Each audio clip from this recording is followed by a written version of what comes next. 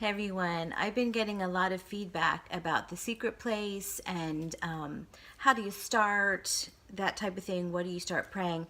And I wanted to encourage you with Matthew 6:6, where it says, "So when you pray, go into your room, and when you have shut the door, pray to your Father who is in the secret place.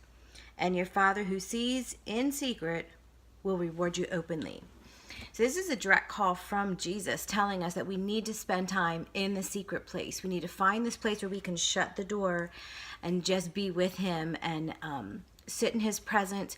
And so the question I've been getting a lot from a lot of you, like sending texts or messages, and thank you for all that, I love them, is how do you calm your mind? How do you dial down? How do you relax? How do you just sit in his presence? So there's a lot of different ways. I literally go down and I sit in a chair and I'm like, okay, God, here I am. That's what I do. But I actually wrote some prompts for you too, called Secret Place Starters.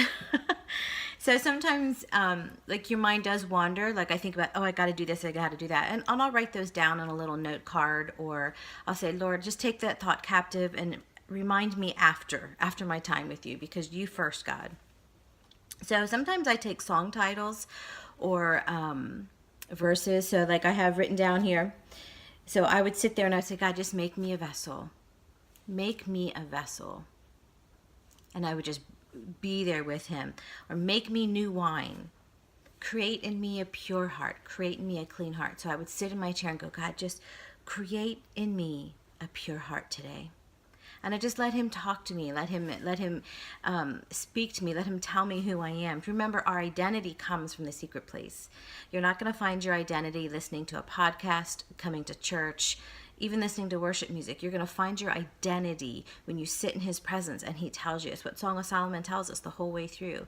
Come into my chambers, and then she says, I'm dark yet lovely, but then he says back to her, but this is who I see. This is who you are. This is what I see. I see your cheeks. I see your eyes. And so we have to live from that place of this secret place in chambers with him, where he's telling us who we are, so that when we go out, we are going from that position of who he says I am. And then I'm not rocked by when people say things or come against me or whatever. So again, in the secret place, you could start with, Lord, speak, Lord, I'm listening. Just like Samuel did.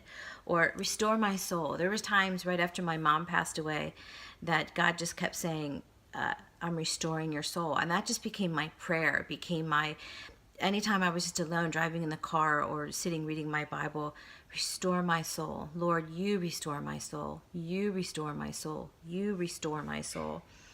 Lord, I come into your chamber. This is my secret place. Lord, I'm coming into your chamber. Kiss me with the kisses of your mouth. Kiss me with your word so I hear you and understand you. You can always tell, I breathe you in, God. I just breathe you in, God. I want everything about you to just infiltrate my whole body, my mind, my body, my soul, my spirit. Just breathe you in, God. Lord, I'm here to meet with you. I'm here to meet with you. So be encouraged. It's not as hard as you think. And he's right there waiting. With one glance from you, you have captured his heart. So he's waiting for you in the secret place. So have fun today, friends. And let me know how you're doing. Love you and enjoy your time in the secret place.